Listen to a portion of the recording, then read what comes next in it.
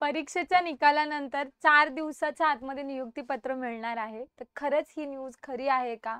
आणि जे मुख्यमंत्र्यांनी जे माननीय देवेंद्र फडणवीस यांच्याद्वारे ही जी घोषणा करण्यात आलेली आहे, तर हे खरंच कशाप्रकारे अप्लाय होणार आहे आणि कोणत्या-कोणत्या पोस्टला होणार आहे?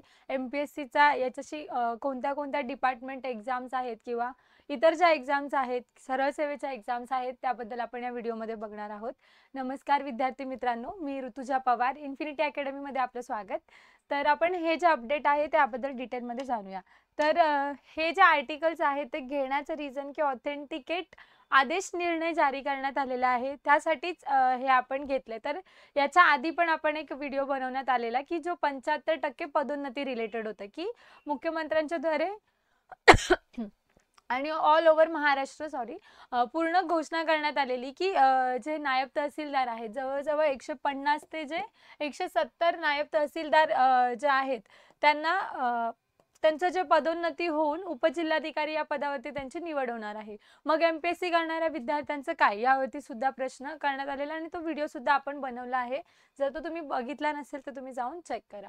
ठीक आहे. तर मग त्या पदोन्नतीचं काय, तर यामध्ये त्याबद्दल सुद्धा घोषणा करण्यात आलेली आहे. जी 75% पदोन्नती रिलेटेड आणि जे इतर मुलं आहेत जे प्रिपरेशन करतायत त्यांच्यासाठी आहे की सरळ सेवेचं जे प्रिपरेशन आहे, एम-पी-एस-सीच्या आहेत किंवा ज्या महाराष्ट्र गव्हर्नमेंट जॉब्स आहेत ओव्हरऑल, तर त्याबद्दल हे अपडेट दिले. तर काय आहे तो खुलासा आपण बघूया की निकालानंतर 4 दिवसात शासकीय नोकरीचे नियुक्तीपत्र. हजारो तरुणांना दिलासा. सुशासनासाठी प्रशासकीय सुधारणांबाबतची बैठक झालेली. प्रशासकीय सुधारणामध्ये काय चेंजेस करता येतील, जसे की आता टी-सी-एस, आय-बी-पी-एसचा कॉन्ट्रॅक्ट संपतोय, तर त्यांनी सांगितलं की डिसेंबर नंतरच्या ज्या पुढच्या एक्झाम्स असतील त्या एम-पी-एस-सीकडे जातील. तर एम-पी-एस-सीकडे कोणत्या एक्झाम्स, जसं की क्लास 1च्या किंवा वैद्यकीय अधिकारीच्या इतर एक्झाम्स आहेत, या सरळ सेवेमार्फत होतील किंवा इतर जी त्यांचा जो क्रायटेरिया असेल त्याद्वारे डिसाईड केल्या जातील. तसेच फायरमॅनच्या आहेत, त्या व्यतिरिक्त ज्या एक्झाम्स असतील त्या एम-पी-एस-सीकडे कंडक्ट केल्या जातील. पण त्याबद्दल सुद्धा डिटेलमध्ये सांगितलं नाही की कोणत्या-कोणत्या एक्झाम्स असणार आहेत.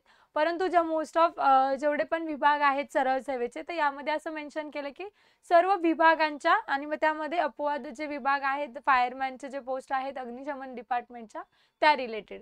तर त्याबद्दल सुद्धा जे आहे ते घोषणा करण्यात आलेली आहे. तर हा जो अपडेट आहे तर खरंच 4 दिवसामध्ये होणार आहे का माननीय मुख्यमंत्र्यांचं जे आहे त्याच्यामध्ये. तर ह्यामध्ये बघा, सीएम फडणवीसांची सर्व विभागांना तंबी. तर त्यांनी पूर्ण विभागामध्ये हे सांगण्यात आलं, जे सुधारणा प्रशासकीय विभागाची बैठक झालेली त्या अंतर्गत की गव्हर्नमेंट एक्झाम रिझल्ट जे महाराष्ट्राचे आहेत ते मागे पडलेल्या विभागांनी गतीने कार्यवाही पूर्ण करावी, जसे की इतर ज्या एक्झाम्स ज्या पेंडिंग आहेत, त्यानंतर ज्या एक्झाम्स अजून झालेल्या नाही आहेत त्या एक्झाम सुद्धा इथे आता लवकरच त्याची पदभरती करण्याचे निर्णय घेण्यात आलेले आहेत. जसे की आता आचारसंहिता लागू आहे, परंतु जशी आचारसंहिता संपते त्यानंतर ज्या पण ॲडव्हर्टाइजमेंट पेंडिंग होत्या, जसे की आरोग्य विभागाची, तलाठीची, तर यांच्याबद्दल सुद्धा लवकरच बैठक बसवलेली आहे.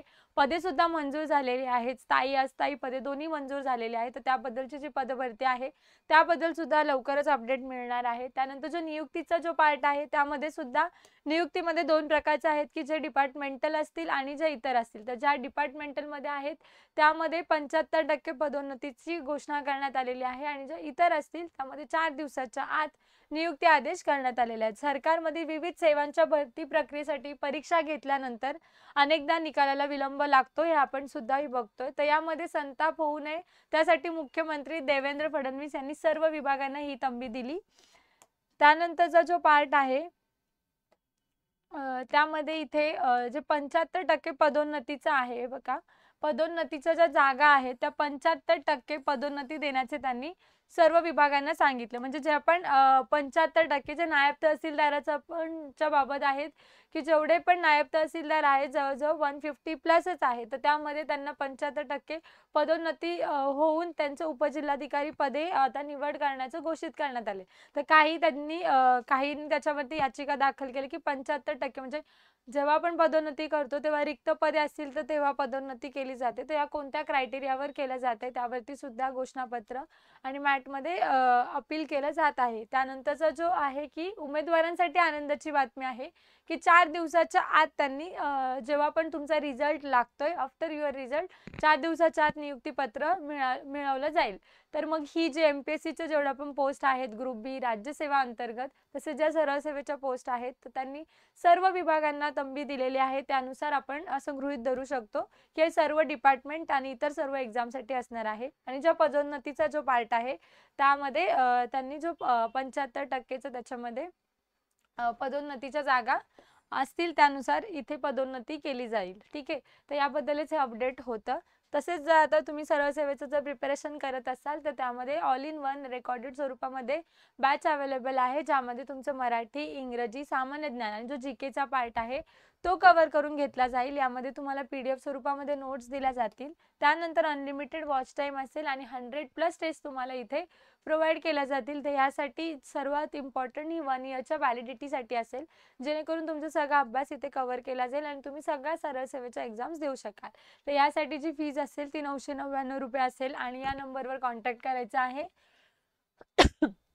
8530121002 किंवा जे इन्फिनिटी स्पर्धा परीक्षेचं जे ॲप आहे ते डाउनलोड करायचं आहे.